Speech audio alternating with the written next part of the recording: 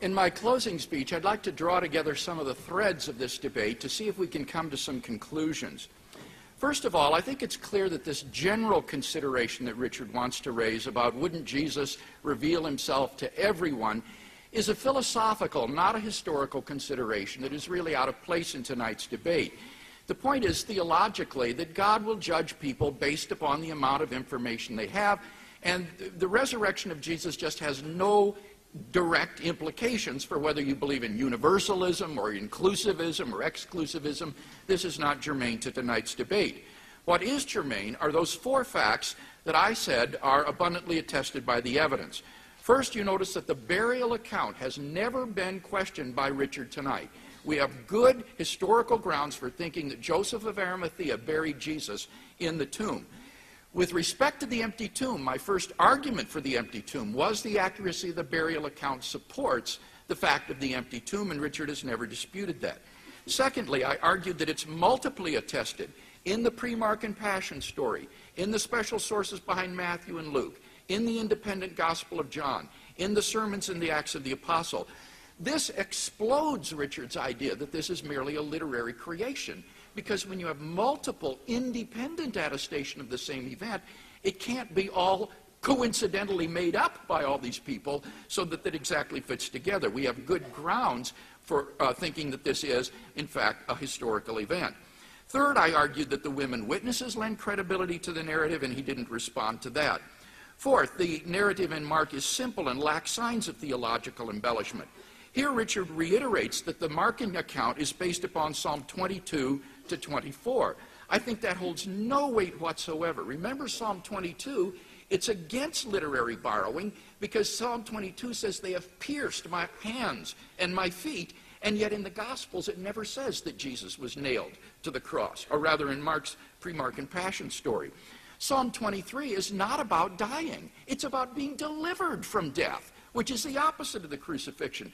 And as for Psalm 24, as I already said, it says nothing about tombs, and especially Mark says nothing about Jesus being the king. If he were copying Psalm 24, he would have said something like that. The phrase, the first day of the week, is not identical, contrary to what Richard asserted. It is different in the Greek. So there's simply no grounds for thinking that this is a literary creation based on Psalms 22 to 24. What about the Orphic mystery religions that he brought up in his last speech?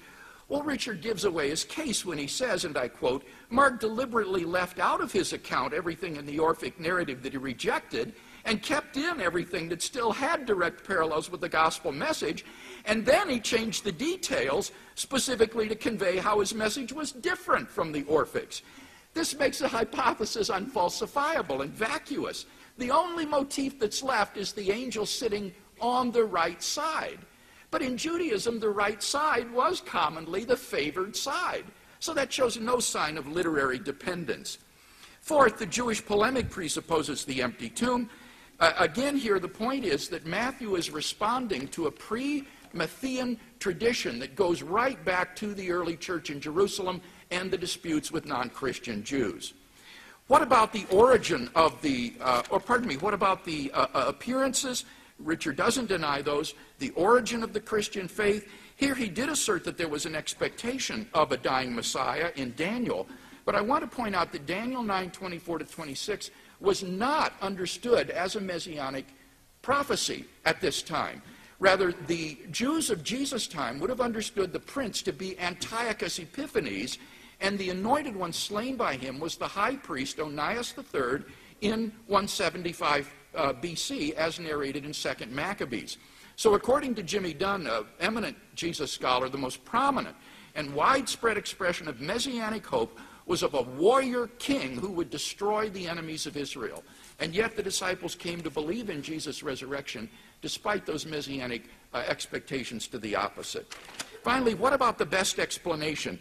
Here Richard says, well, most bodies that disappear aren't raised, and therefore it means the resurrection is improbable. Look, all that shows is that the resurrection is improbable relative to our general background evidence.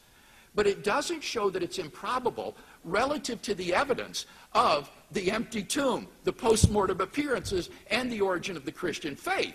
Relative to that evidence, I think the resurrection is highly probable, indeed more probable than all of these naturalistic explanations that Richard has attempted to offer tonight.